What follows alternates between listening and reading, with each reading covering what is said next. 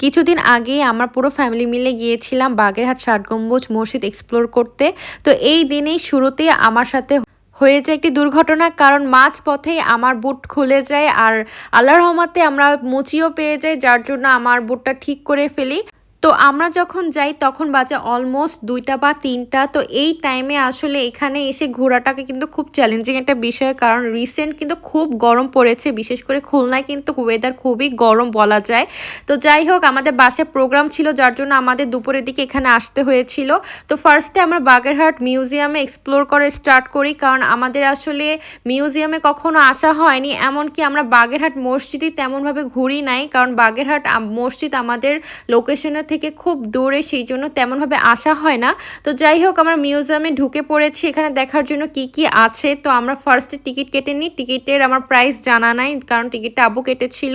তো আমরা ফার্স্টে ঢুকে দেখি এখানে হচ্ছে সুন্দর করে ৬০ গম্বুজ মসজিদটা সুন্দর করে রাখা হয়েছে, তারপর পুরোনো দিনের কিছু জিনিসপত্র রাখা ছিল। তো এইখানে আমার কাছে মনে হয় ঢুকে তেমন কোনো কিছুই মানে ভালো লাগবে না, বাট তারপরও যারা পুরোনো দিনের সব কিছু এক্সপ্লোর করতে চায় তাদের জন্য বেস্ট হবে, বাট আমার কাছে অত একটা ভালো লাগে। তারপরে দেখতে পাই আমরা কালা পাহাড়, সাদা পাহাড়ের কুমিরের চামড়া। আসলে এটা রিয়েল কিনা আমার জানা নাই, বাট অনেকে বলে এটা রিয়েল। তারপর আমরা মিউজিয়াম থেকে বের হয়ে পুরো এরিয়াটা এক্সপ্লোর করা স্টার্ট করি, কারণ যেহেতু আমাদের হাতে সময় কম ছিল আর আসতেও একটু টাইম লেগেছিল, যার জন্য আমাদের একটু আর্লি করে একটু সুন্দর করে ঘুরতে হবে। তো যাই হোক, এখানে আসার পর যেরকম রোদ ছিল ভাই, প্রচুর কষ্ট হচ্ছিল আমাদের সবার, কারণ এত রোদ, তার উপর দুপুরবেলা রোদ যে কীরকম থাকে এটা আসলে সবারই আইডিয়া আছে। তো যাই হোক, এরপরও আমরা সবাই মিলে সুন্দর করে ঘুরি, এখানে প্রত্যেকটা জিনিস দেখতেছিলাম, ঘুরতেছিলাম, খুবই ভালো লাগতেছিল।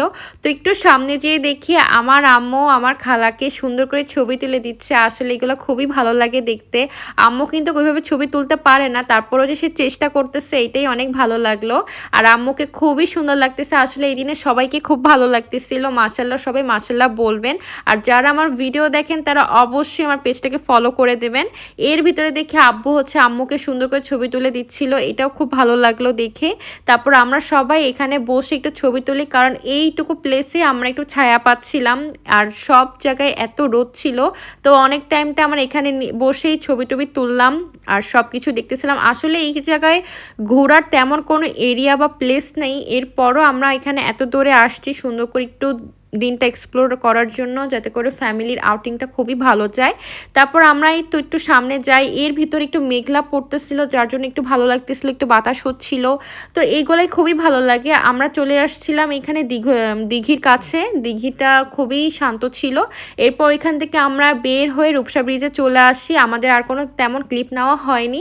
আমরা ভেবেছিলাম রূপসা ব্রিজে এসে আমরা এখানে চটপটি ফুচকা এমন কিছু খাবো, কিন্তু আব্বু বললো যে এগুলা খেলে আমরা পরে বাসায় গিয়ে আর খাওয়া দাওয়া তেমন করতে পারবো না, এই জন্য আব্বু আমাদেরকে হচ্ছে লেবুর শরবত খাওয়ায়, যেটা আমাদের শরীরটাকে পুরোপুরি ঠান্ডা করে দেয়। কিন্তু ওইদিকে আব্বু খালু সবাই কিন্তু আবার বাদাম খাচ্ছিল, কিন্তু আমাদের খেতে দেবে না এমন। তো যাই হোক, সবাই মিলে আমরা এখানে লেবুর শরবতটা খেয়ে নিই, যাতে করে আমাদের খুবই ভালো লাগতেছিল, মন প্রাণ সবই শান্ত হয়ে যায়।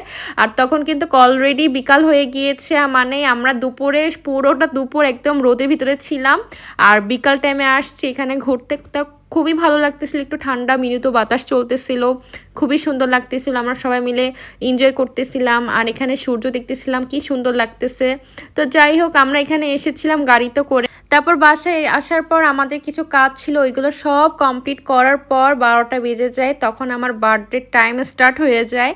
তো যাই হোক, আমি বার্থডের কোনো প্ল্যানিংই করেছিলাম না, কারণ আমার ভালো লাগে না আসলে এরকম বার্থডে করা। তো যাই হোক, আমার বোন আমাকে হচ্ছে এই ড্রেসটা দিয়েছিল, অনেক সুন্দর কালার, আর কুইন বি ড্রেসগুলো আসলে খুবই ভালো লাগে। তো যাই হোক, ড্রেসটা খুবই ভালো লাগতেছিল, আমি বলতেছিলাম যে ড্রেসটা আমার খুবই ভালো লাগছে।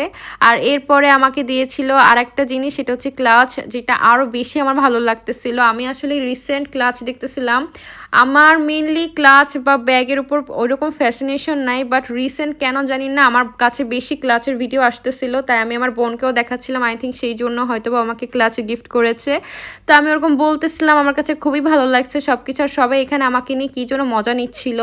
তো যাই হোক, খুবই ভালো লাগতেছে এখানে আমার আসলে বার্থডে গিফট, বার্থডে ছাড়াও যে গিফট পাওয়া যায় আসলে এটাই হলো তার বড় প্রমাণ। তো এর ভিতরে আমার কেকও চলে আসছে, ওরা তলে তলে আমার জন্য কেকও প্ল্যানিং করে রাখছে, and thank you so much সবাইকে আমার জন্য এত কিছু করার জন্য। তারপরেই তো আমার কেক আমি ওপেন করতেছি। এখানে আমার কেকের ক্রিমটা উপরে প্যাকেটে লেগে গিয়েছিল। তারপর আমি বলতেছিলাম যে থাক সমস্যা নাই। তো এই কেকটা খুবই ভালো ছিল, একটু কফি ফ্লেভার, যারা কফি লাভার তাদের জন্য ভালো। আর এটা ছিল বাটার স্কচ। 2টা কেকই আমাকে গিফট করেছে। থ্যাংক ইউ সো মাচ সবাইকে।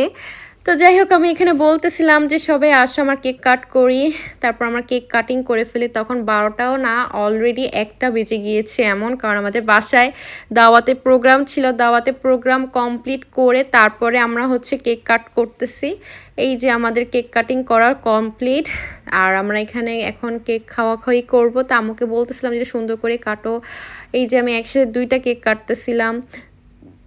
আসলে কি এরকম বার্থডে প্ল্যানিং করা আসলে একটা ফালতু একটা জিনিস, কারণ আমার কাছে মনে হয় ওয়েস্ট অফ মানি ছাড়া কিছুই না। কারণ এত কষ্ট করে বার্থডের দিন আসলেই কতগুলো টাকা চলে যায়, এই জিনিসটাই জন্য আমি কখনো বার্থডে ওইরকম করতে চাই না, যেটা সত্যি কথা। তারপরে যাই হোক, আমাকে কিন্তু কাজকেও যে ওরা ছাড় দিছে তা না, আমাকে ওরা পুরোপুরি কাটছিল নেক্সট দিন। তো যাই হোক, দিনটা খুবই সুন্দর ছিল। সবাই আমার জন্য এত কষ্ট করছে, এত প্ল্যানিং করছে। এই তো আর কি, আমি সবাইকে কেক খাওয়াই দিচ্ছিলাম, বলতেছিলাম যে এখানে খালা কোথায়, খালাকে দেখতেছি না। তারপর আমি খালাকে ডাকতে বললাম, তারপর খালা আসলো, তারপর খালাকে কেক খাওয়াই দিলাম। তো এই তো আর কি, আজকে দিনটা এইভাবে গিয়েছিল। তো সবাই ভালো থেকো, সুস্থ থাকো, আল্লাহ হাফেজ।